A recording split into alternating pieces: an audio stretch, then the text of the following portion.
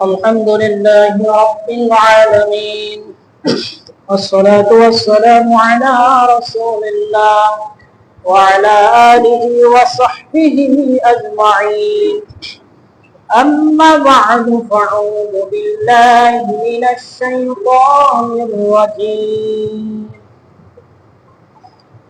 بسم الله الرحمن الرحيم قل يا أيها الكافرون لا أعبد ما تعبدون وقال الله تعالى في كلامه المجيد إن الدين عند الله الإسلام وقال الله تعالى في كلامه المجيد إن الله وملائكته يصلون على النبي يا أيها الذين آمنوا صلوا عليه وسلموا تسليما اللهم صل على محمد وعلى آل محمد كما صليت على إبراهيم وعلى آل إبراهيم إنك حميد مجيد اللهم بارك على محمد وعلى آل محمد كما باركت على إبراهيم وعلى آل إبراهيم إنك حميد مجيد الحمد لله সমস্ত প্রশংসা একমাত্র মহান রব্বুল আলামিনের জন্য, যার অশেষ শুকর ও মেহেরবানিতে আমরা সুস্থ শরীরে পায়ে হেঁটে জুমার মসজিদে আসার তৌফিক দান করলেন। এর জন্য শুকরিয়া আদায় করি, বলি আলহামদুলিল্লাহ। দরুদ বর্ষিত হোক হযরত মুহাম্মদ সাল্লাল্লাহু আলাইহি ওয়াসাল্লামের উপর, আমরা বলি আল্লাহুম্মা সাল্লি আলাইহি ওয়া বারিক আলাইহি। আজকের জুমার খুতবার বিষয় হিন্দু বনাম মুসলমান, ধর্ম যার যার, উৎসব সবার। আল্লাহ রাব্বুল আলামিন তার নবীকে ডেকে বলছেন, কুল, হে নবী আপনি বলুন, ইয়া আইয়ুহাল কাফিরুন, হে কাফের সম্প্রদায়, লা আবুদু মা তা'বুদুন, তোমরা যার ইবাদত করো আমি তার ইবাদত করি না। কাফেরদের সাথে স্পষ্ট আকারে কথা হচ্ছে। নবীকে ডাইরেক্ট কে বলেছেন? আল্লাহ রাব্বুল আলামিন, কুল, হে নবী আপনি বলুন, ইয়া আইয়ুহাল কাফিরুন, হে কাফের সম্প্রদায়, লা আবুদু মা তা'বুদুন, তোমরা যার ইবাদত করো আমি তার ইবাদত করি না। স্পষ্ট।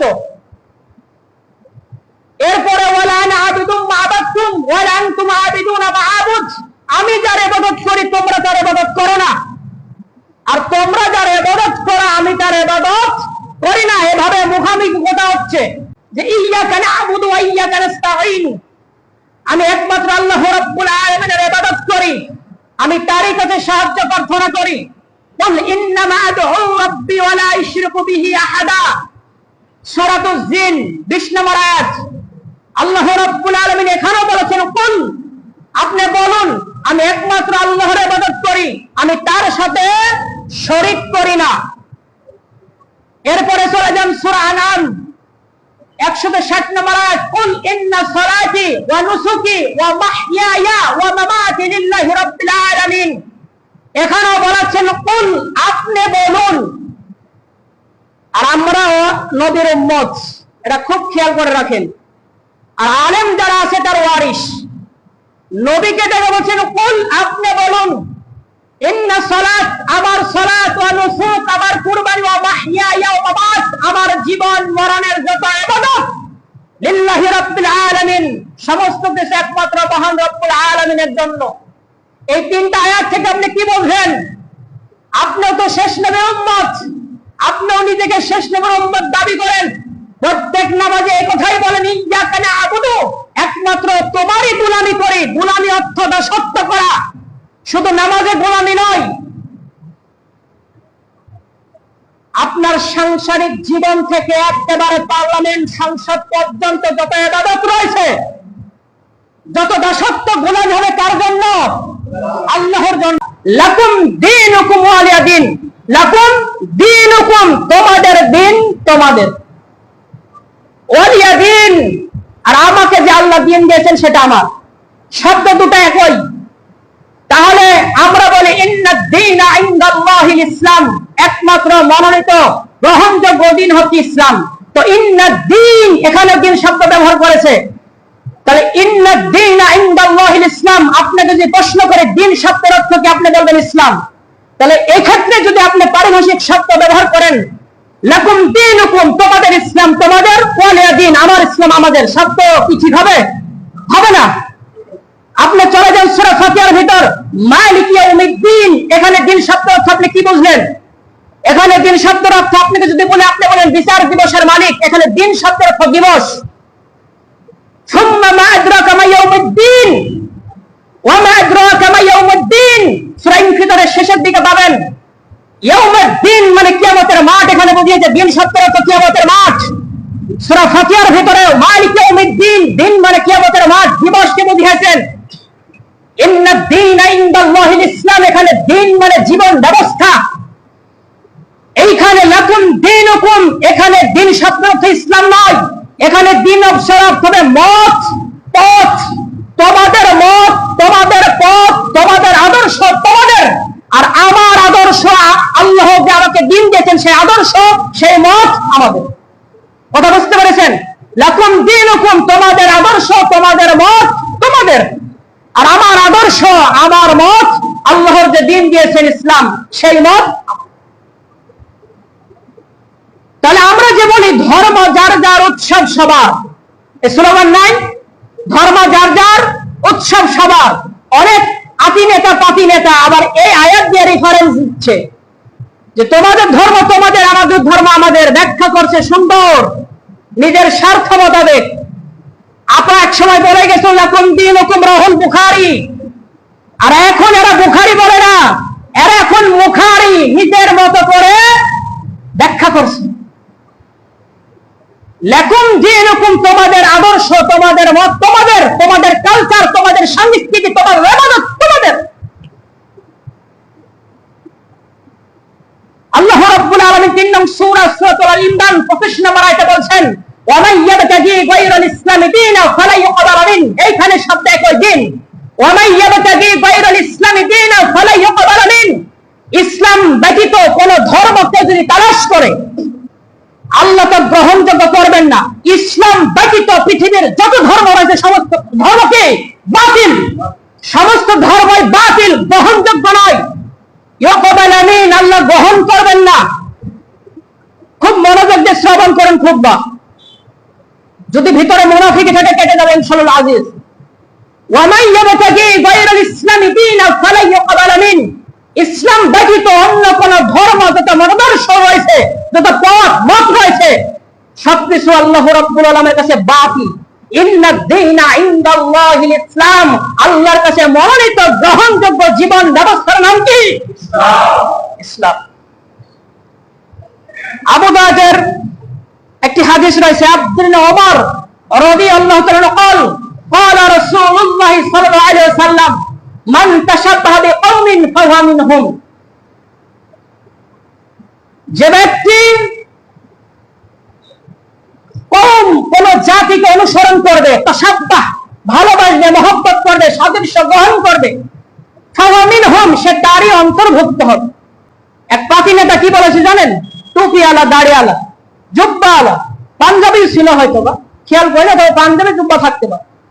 তো তোমারটাও ঠিক আছে, তোমরা যা পূজা করো ওটাও ঠিক, আমরা যারা ইবাদত করি এটাও ঠিক, শব্দ ভিন্ন, জিনিস একই, আমরা পরকালে একসাথেই থাকবো। নাউজুবিল্লাহ বলে। তোমারটাও ঠিক মানে কি? তোমারটা সঠিক ধর্ম, আমারটাও সঠিক ধর্ম।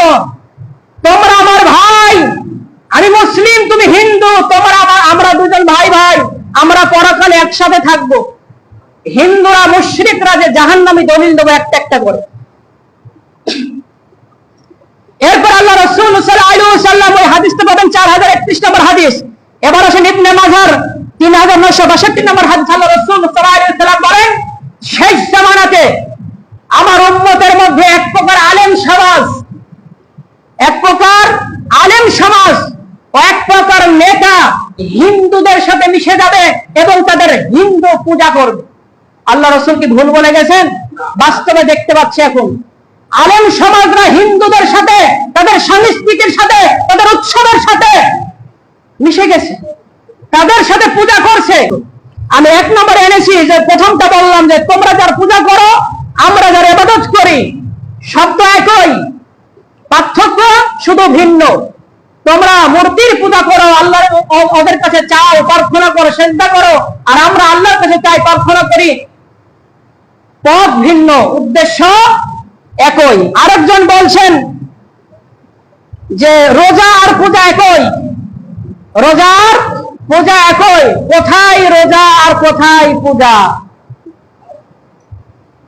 শুধু ভোটের জন্য। কিসের জন্য? স্পষ্ট করে দিলাম, শুধু ভোটের জন্য, মানুষের মন জয় করার জন্য। রোজার পূজা একই, তোমরা আমরা একই, উদ্দেশ্য একই, পথ ভিন্ন।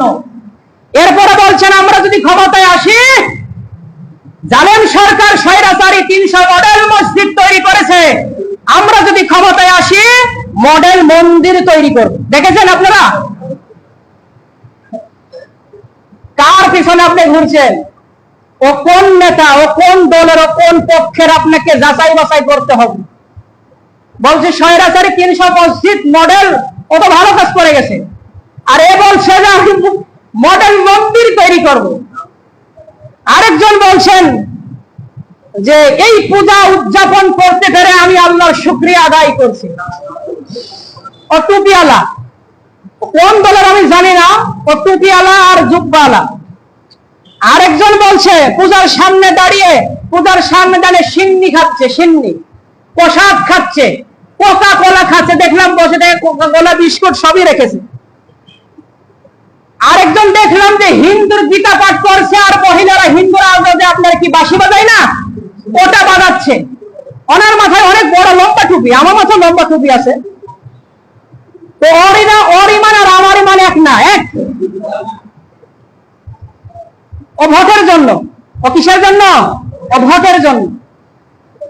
ও গীতা পাঠ করছে, আর হিন্দুরা বাসুল্য ধ্বনি পাঠ করছে, মানে তোমারটাও ঠিক আমারটাও ঠিক সমর্থন করছেন, মুশরিকদের সমর্থন করলেন। রোজা আর পূজা একই, রোজার পূজা একই। কোথায় রোজা আর কোথায় পূজা? শুধু ভোটের জন্য। কিসের জন্য? স্পষ্ট করে দিলাম, শুধু ভোটের জন্য, মানুষের মন জয় করার জন্য। রোজার পূজা একই, তোমরা আমরা একই, উদ্দেশ্য একই, পথ ভিন্ন।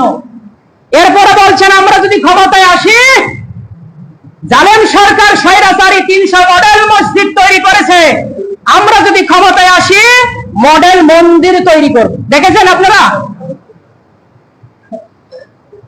কার পিছনে আপনি ঘুরছেন? ও কোন নেতা, ও কোন দলের, ও কোন পক্ষের, আপনাকে যাচাই বাছাই করতে হবে। বলছে স্বৈরাচারী 300 মসজিদ মডেল, ও তো ভালো কাজ করে গেছে, আর এ বলছে যে আমি মডেল মন্দির তৈরি করব।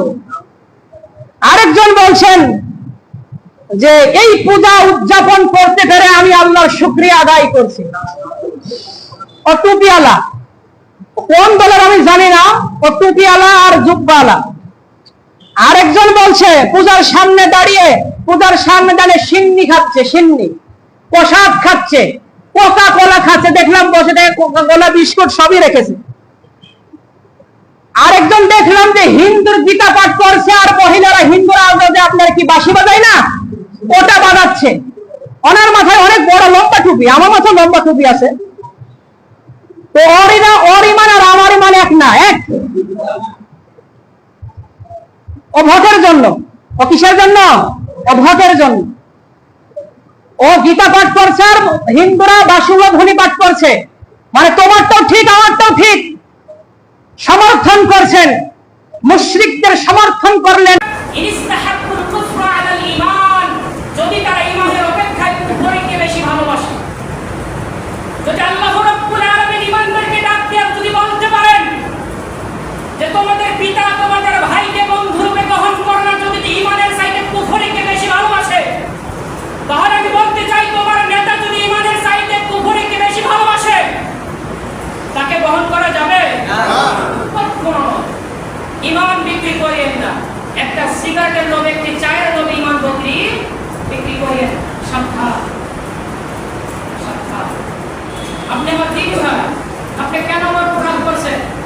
আপনার সাথে আমার কোনো শত্রুতা নেই, আপনার সাথে আমার কোনো শত্রুতা নেই। আপনার কথা আমার কথা আপনার বিরুদ্ধে যেতে পারে, আপনার নেতার বিরুদ্ধে যেতে পারে, আপনার নেতার প্রতি যত বড়ই থাক, আপনার নেতার পাঞ্জাবি জুব্বা যত বড় হোক, সে যদি ইমানের চাইতে কুফরিকে বেশি ভালোবাসে, নেতাকে বর্জন করতে হবে, এটা ইমানের দাবি, ঠিক কিনা? মুনাফিক সূরা নাজিল করেছেন, মুমিনুন সূরা মুমিন সূরা নাজিল করেছেন। মুমিন আর মুনাফিক এক হতে পারে না। মুমিন যারা, তারা সর্বদাই ভালো জায়গায় থাকবে। মুমিনকে মৌমাছির সাথে তুলনা করা হয়েছে। মৌমাছিকে বলা হয়েছে তুমি পাহাড়ের উপর গাছের ডালে বড় বড় বিল্ডিং এর কোনায় নিরাপদ স্থানে বসো। মৌমাছি কোনদিন পায়খানায় বসে দেখেছেন? মুমিন ঘুরে বসবে, মধু সংগ্রহ করবে। মুমিন কোন নাপাক জায়গায় যেতে পারে না। আর যারা মুনাফিক, ওদেরকে গুই মাছির সাথে তুলনা করা হয়েছে। গুই মাছি তারাই যারা মিষ্টির দোকানেও যায়, তারা পায়খানাতেও বসে। আজকে নামধারী মুনাফিক তারাই, তারা মসজিদও দেখা যায়, মাদ্রাসাতেও দেখা যায়, তাদেরকে মন্দিরে দেখা যায়, ঠিক কিনা?